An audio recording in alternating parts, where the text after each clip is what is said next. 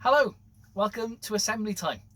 I'm Mr. Davis and this is the Broom Cupboard. Thank you very much for joining me today. And as you may know, I love telling stories. And people often ask me, boys and girls often say, Mr. Davis, where'd you get all your stories from?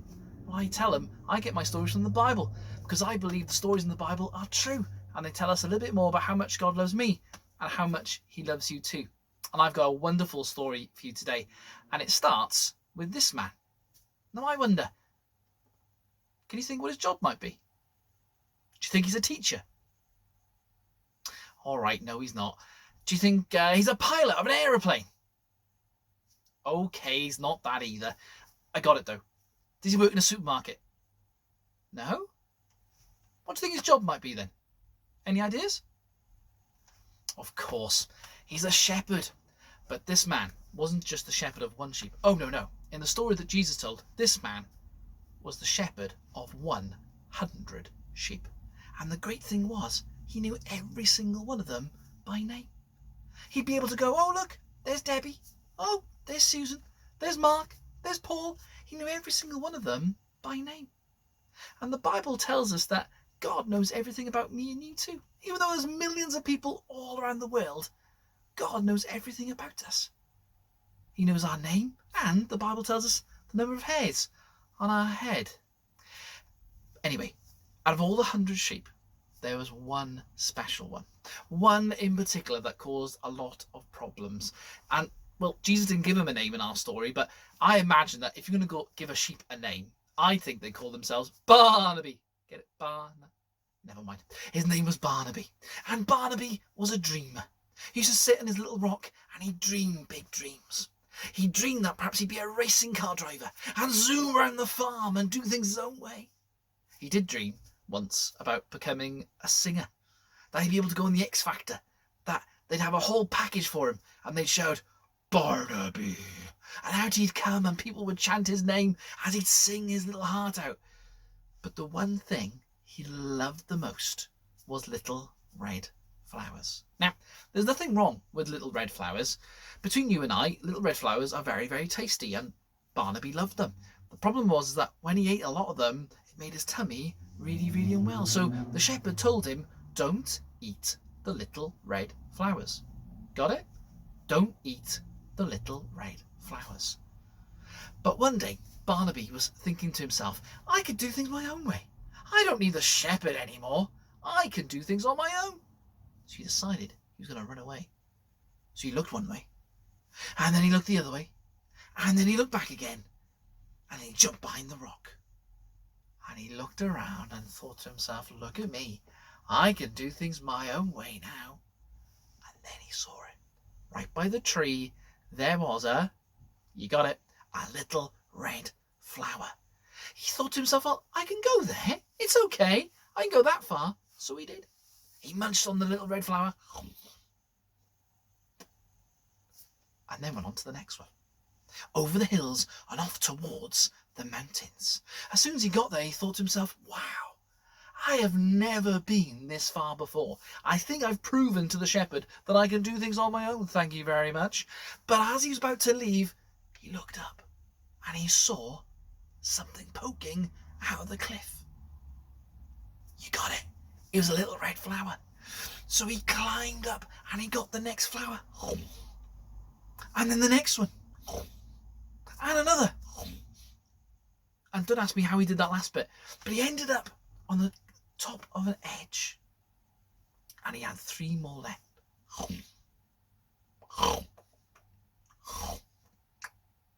And his tummy was just right. He thought to himself, I can go home. And then he realised. He looked down and realised there was nowhere to go. And there was nowhere further up he could climb. He was stuck. And you know, sometimes the things that we do can get us into really sticky situations. Sometimes they're things that are nice for us too. But the more we do it, the further and further away we go from our friends and our family and the people that love us, and we end up doing things wrong. But you know, the Bible tells us that even though sometimes people do things wrong, that God still loves us too. You see, Barnaby thought to himself, I can't call the shepherd because he'll come along and whack me on the bottom. Perhaps he'd pick me up by the leg and take me home. Bum, bum, bum, bum, bum, bum, bum, all the way home. Or perhaps he'll tie me up and not let me have my tea. And you know, it's really silly. But even grown-ups sometimes think that God doesn't care. That God would be angry with us if we tried to pray and talk to him. But actually, God loves us when we pray. No matter what we've done. No matter what sort of day that we've had. No matter who we are. When we pray and talk to him, he loves to help us. You see, back on the farm, the shepherd was counting in the sheep. 1, 2, 3, 4, 5, 96, 97, 98, 99. Oh, wait, that's not working. Do you mind helping me? Thanks. 1, 2, 3, 4, 5, 96, 97, 98, 99. It's not working. Got a plan. We'll do it in Welsh, okay? 1, 2, 3, 4, 5, 96, 97, 98, 99. Still wasn't working. He looked around. There's Debbie. There's Susan. There's Mark. There's Paul. I can see everybody apart from Barnaby. And the shepherd decided he was going to go back and find his sheep. He went by the rock. He went by the tree. He went over the hills and off towards the mountains. He thought, what made Barnaby go this far? And then he saw the little green leaves and the stalk that used to be a little red flower. But he kept on climbing to find his lost sheep. And as he kept on climbing, suddenly, help, it's me, Barnaby. And the shepherd went over to Barnaby. Now, I wonder if you can guess what you think might happen next. Put your hand up if you think that the shepherd whacked Barnaby on the bottom. No? How about that Barnaby picked him up and took him all the way home, bum, bum, bum, bum, bum, bum, and didn't let him have his tea? Oh, all right, it wasn't that one either. Do you think he tied him up and didn't let him have his tea? No, you're right. Do you know, the shepherd picked up Barnaby, put him on his shoulders, and took him all the way home. And when he got home, he had the biggest party of them all. Why? Because Barnaby was lost, and now he was found. And you know, it tells us in the Bible that there's a great party in heaven when people decide to become friends with Jesus. Because it says in the Bible that God is the good shepherd. He really cares about me and you. That's why the Bible says he died on a cross and came back to life again. So no matter what people have said or done, when they pray and say sorry to God, they can be friends with him now and forever in his home in heaven. And that's the story of Barnaby, the lost sheep. Thank you so much for joining me for Assembly Time today. Just before you carry on with your day, let me pray.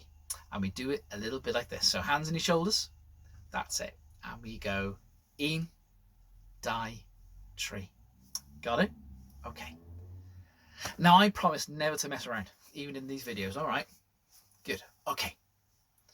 And you got the idea. You go 1, 2. Okay, good. Right. 1, 2, 3.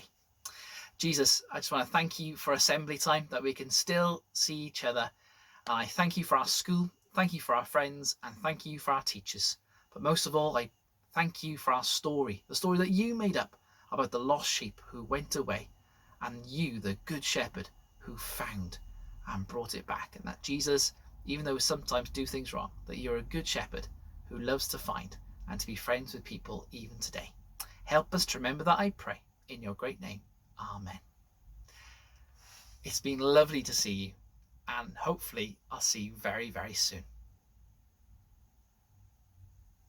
Thanks for joining me for Assembly Time today. Thank you so much, and hopefully we'll see each other on the next Assembly Time.